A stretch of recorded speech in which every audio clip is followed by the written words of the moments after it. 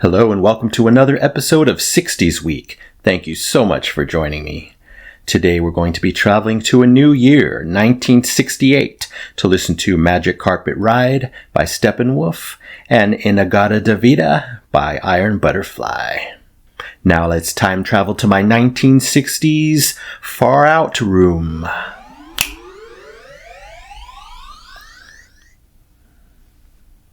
Alright, we'll start with Magic Carpet Ride by Canadian-American band Steppenwolf from 1968.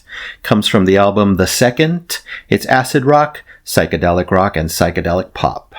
Hit number 1 in Canada and number 3 on the US Billboard Hot 100. And the lyrics are about the great quality of the band's new sound system. They're about John Kay's wife, and they're about making wishes with Aladdin's lamp. Anyway, if you're new here, welcome. Don't forget to hit that subscribe and like button as well as the notification bell to join the Retro Reactions community where it's all amazing music all the time. Here we go.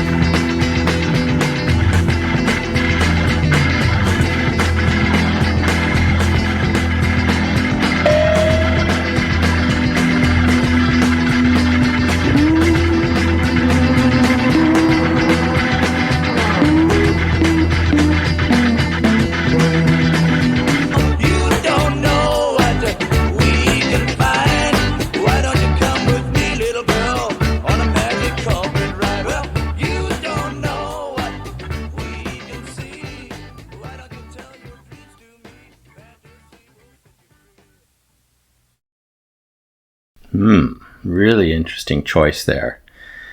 That second half musical diversion, really, really cool. But then, boom, they took us right back to the main theme, and it only lasted, 10 seconds, 20 seconds, faded out. Really, really different, and an interesting choice for sure.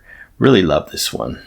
Yeah, so I've definitely heard this song before, at least parts of it, on the radio, way back in the days when I used to listen to radio. I only remember the main theme or the chorus, though. The rest of it sounded totally new to me. Interesting, I never knew this was Steppenwolf. I never knew the title of the song even.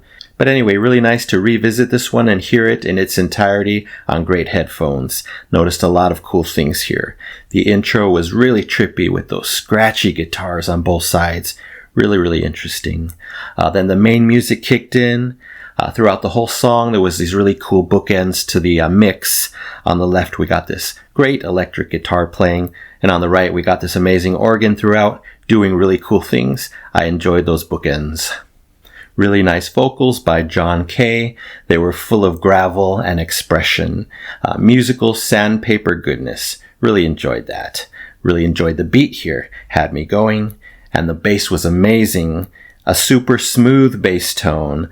It really filled the space around me, and for some reason I wrote the word creamy. Hopefully I'm the first person online to describe a bass as creamy. I don't know why that came to me. I was trying to think of the adjective, but it was just really, really nice sound. Then, of course, we took that huge turn in the instrumentation. That's where I really felt I was on that magic carpet, floating in the sky. The drums were shining. We got some very trippy, traveling sounds and feelings. I think the electric guitar was a big part of that. They were playing some really unusual parts. Very, very memorable. Definitely never heard that whole section before on the radio. I'm wondering, did they cut that out, edit it out for the radio, and just play like a short main theme? You guys can let me know. Definitely never heard that part. Maybe it was cut out, or maybe I just never paid attention. I love that traveling section lasted for a while. We got more bizarre and foreign sounds. I was trying to figure out what it was. Was it all guitar? Was it horns? It was just very, very interesting, very cool, and very trippy. The whole thing felt like a real funky journey on a magic carpet, thus the song title. I'm giving it 5 golden records. Yes, an A/A+ for Magic Carpet Ride by Steppenwolf, 1968. Thank you so much, John Kay, Michael Monarch, Goldie McJohn, Rushton Marive, and Jerry Edmonton. Alright, now we're moving on to the longest song of 60s week, one that I'm very curious about and very excited for. It's been built up heavily by a couple of you guys. That, of course, being In-A-Gadda-Da-Vida by Iron Butterfly, an American band, 1968. Comes from the album of the same name, In-A-Gadda-Da-Vida. It's acid rock, psychedelic rock, hard rock, heavy metal, and occult rock. It contains a 2.5-minute drum solo. That should be really nice. Doug Ingle supposedly wrote the song after consuming 1 full gallon of wine. Therefore, he slurred the words in the Garden of Eden, and they were logged as In-A-Gadda-Da-Vida. Interesting. The song made it to number 30 on the US Billboard Hot 100, and the lyrics are a love song from Adam to Eve. Let's check it out.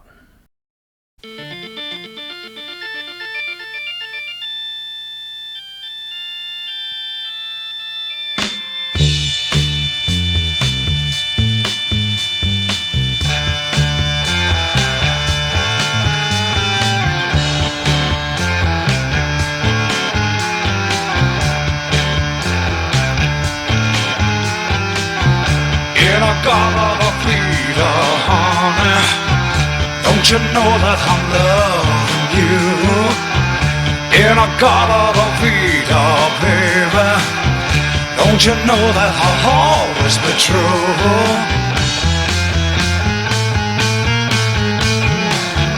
Oh, won't you come with me and take my hand?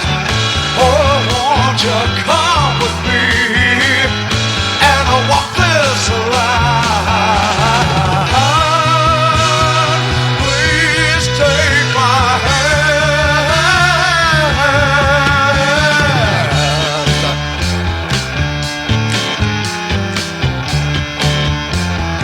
Let me tell you that In-A-Gadda-Da-Vida, honey. Don't you know that I'm loving you? In-A-Gadda-Da-Vida, baby. Don't you know that I'll always be true?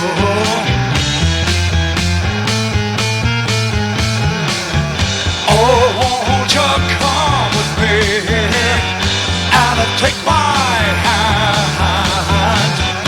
Oh, won't you come with me and walk this line?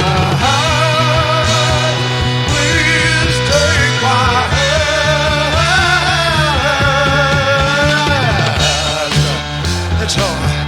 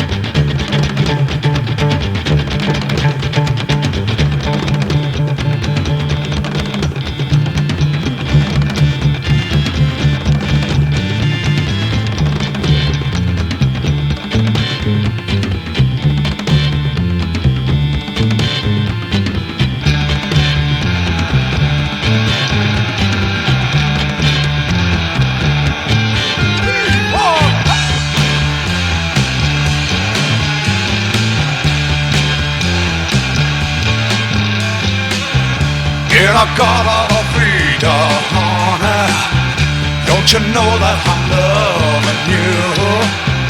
In-A-Gadda-Da-Vida, baby, don't you know that I've always been true?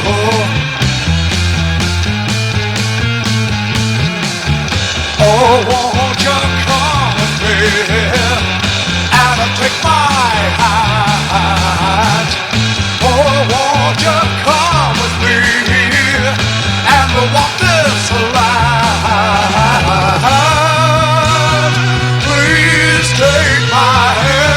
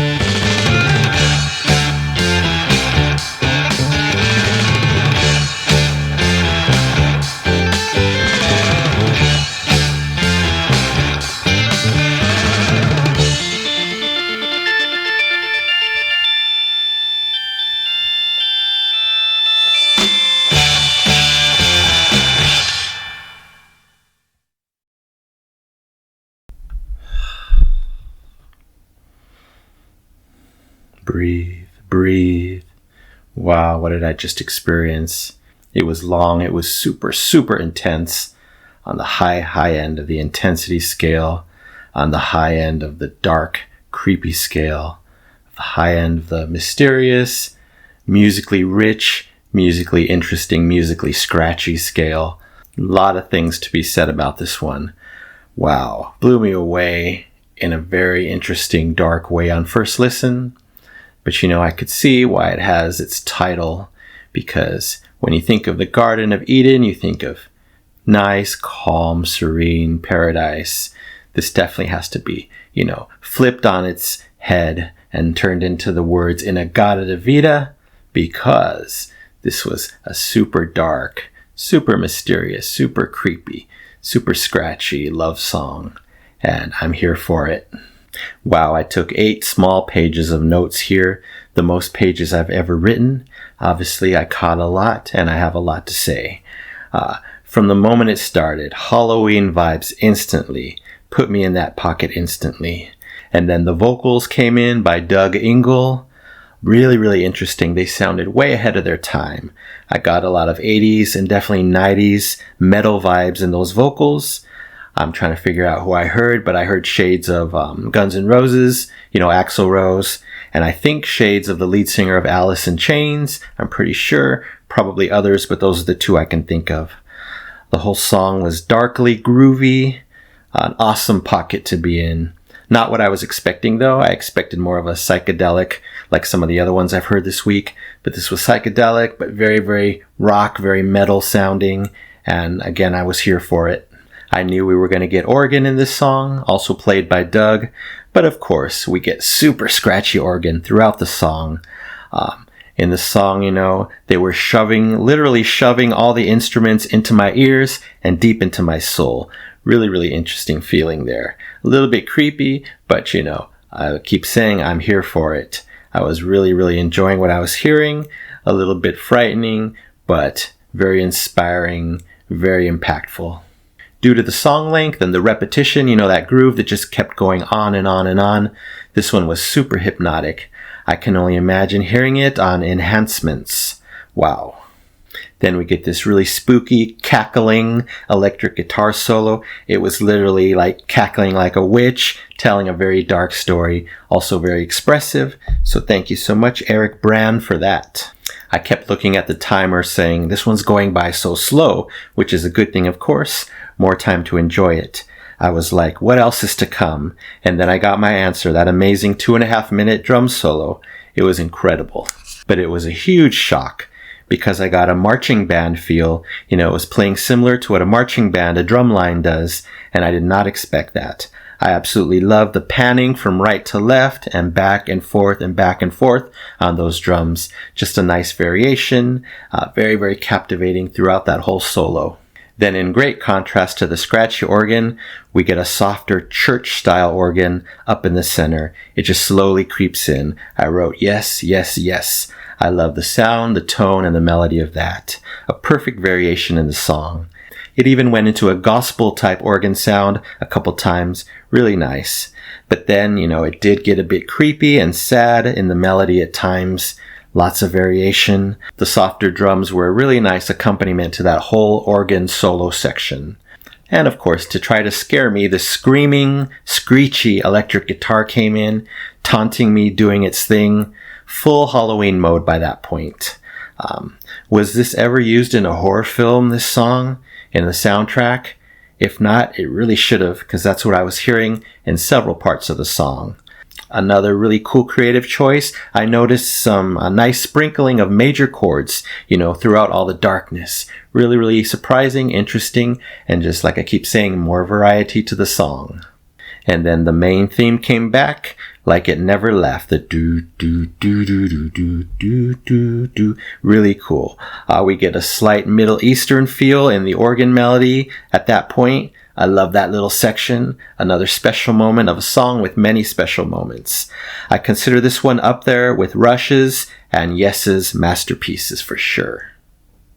The whole thing was so harsh, so dark, so spellbinding. I loved it. I couldn't even identify some of the sounds and instruments, and I love that fact as well. Made it more dark and more mysterious. I'm calling this one a never-ending musical bad dream.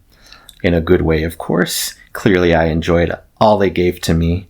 And I also love that the vocals came back at the end. A full circle moment in the song. Love his voice. Really, really dark, really, really different from what I'm used to on the channel. And very, very haunting and interesting.